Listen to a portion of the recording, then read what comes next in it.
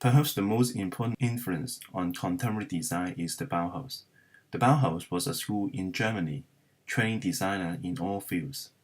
To this day, most design education is based on Bauhaus teaching method.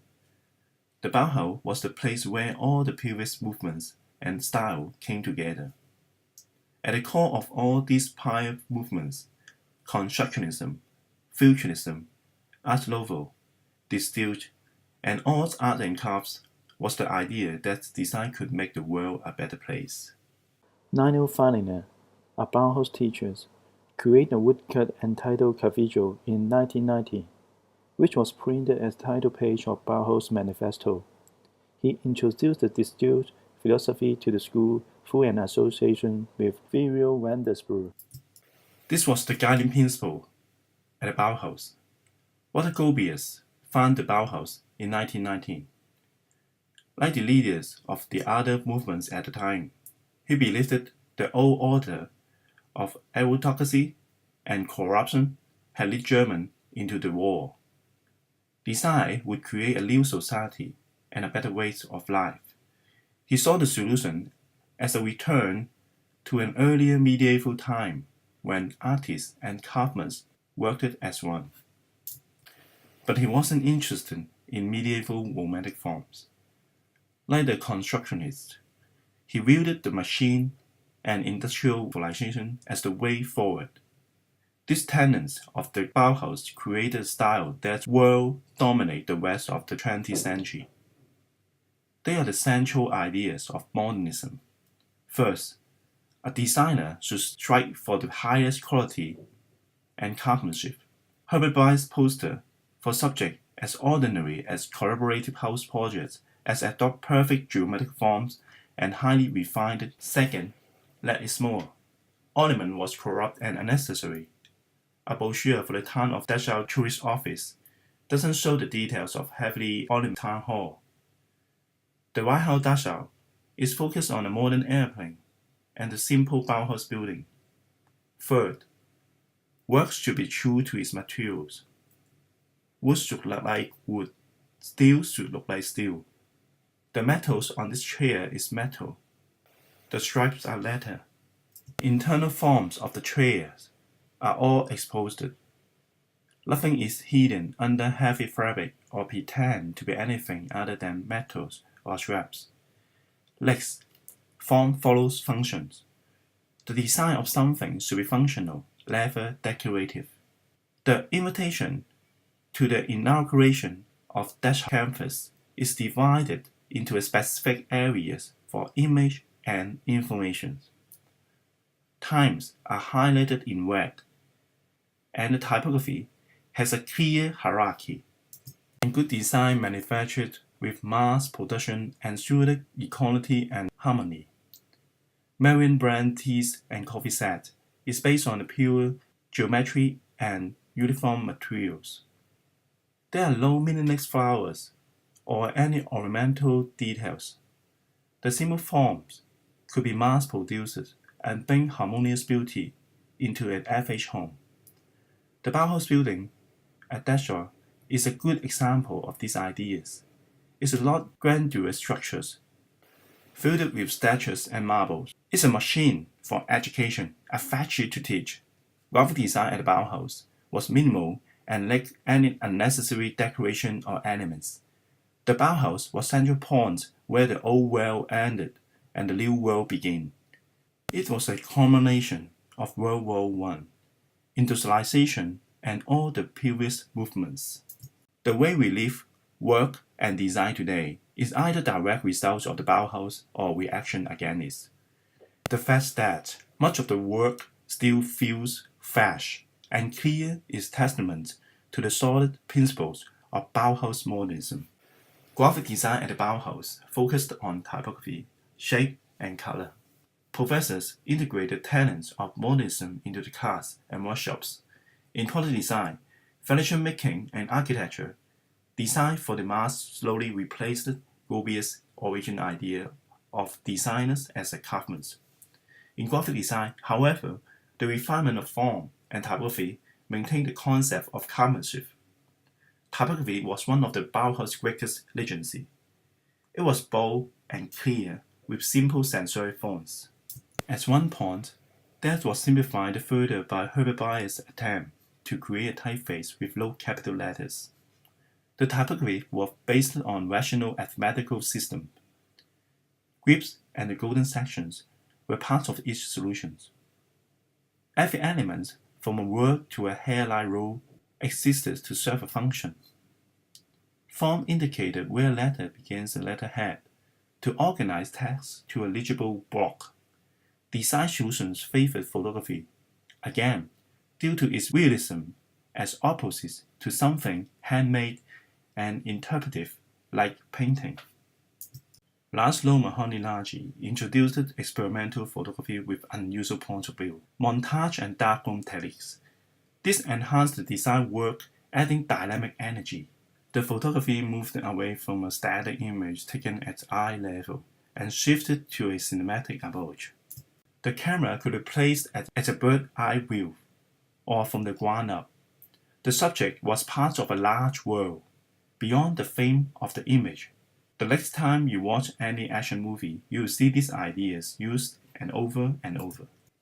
Color at the Bauhaus followed the ideas of this stillage movement. Black, white, and primary color were universal and not attached to any specific political party or nationality. Professor Joanna Eaton and Paul Clay taught foundation classes in color and shape. The exercise they invented as used by most design courses today. In 1932, the Nazi Party had taken over the German government. They quickly shut the school down. The Nazi in charge of the faculty contract deemed the world too Bolshevik and degenerate. The students dispersed, and many of the teachers migrated to the United States, sparking a revolution in design. 80 years after the last student left the building, we see examples of Bauhaus influence. Specifically, good design for the masses. Companies like Design Within Reach, Carroll and Barrow, and Target use this as a core value and marketing messages. The Bauhaus also left designers and the masses with a new philosophy about design. Today, the public expects the product to be functional. It's with the best quality and aesthetically beautiful. The demand graphic design be clear and legible, and mistrusts work that's too elaborated, ornamental, and hard to understand. But most importantly, it's not even question that a designer works to make life better. Jan Chichels was one of the many typographers influenced by the Bauhaus. In 1923, when he was 21, he visited an exhibition of work from Bauhaus. The exhibition profoundly changed his way of thinking about typography. Chichels was trained as traditional calligrapher at the Leipzig Academy. Before visiting the Bauhaus exhibitions, his work was magically and based on classical typefaces. For 5 years after visiting the exhibitions, he refined his new approach to typography and published The Neue Typographer. The Neue Typography promoted asymmetric sans-serif fonts and repulsions to the degenerated typefaces and arrangements of the traditional typography.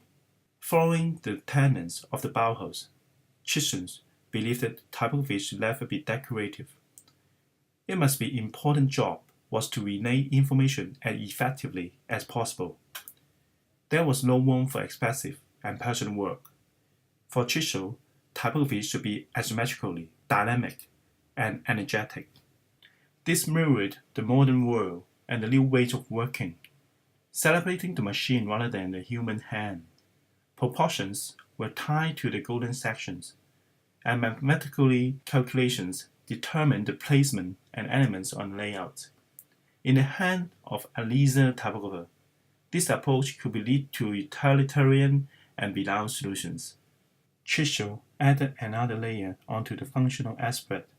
He recognized the value of beauty and incorporated the value of harmony and spiritual content. The new typography is characterized by the use of sans-serif fonts, preferably one fonts in a range of weights and sizes. Symmetrically layouts were not effective as they forced the content in one form regardless of the message. Asymmetrically layout provide a solution that create better hierarchy. Content drove the solution of effective communications, like the other designers of the Bauhaus. Following rules of modernism, Chisholm favored photography, as it was truly representational and precise. Illustration was subjective. His color palette was limited, working mostly with black, white, red, and yellow. Again, this removed the designer's role as an artist choosing a wide range of colors. It promoted the idea of a universal visual language. Color extends to aid to the viewer in the communication and provide hierarchy only. Legacy space became an important element.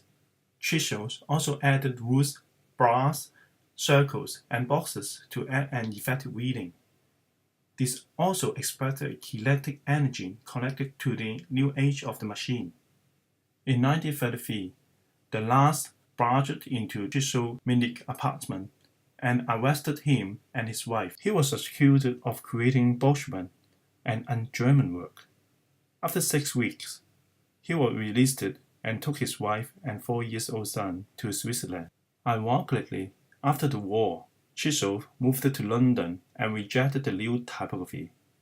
He now believed that designers should work with humanist forms and integrate classical. In 1946, he warns that the new typography's impatient attitude conforms to the German bent for the absolute and its military will to regulate. The object of the new typography was clarity, not decorations. This philosophy became the guiding rules to the most of typography we see today. As information became more complex and dense, take for example the barrage of information on screen during the television news, clarity became more important. So in many ways, the new typography is more relevant today than it was in 1923.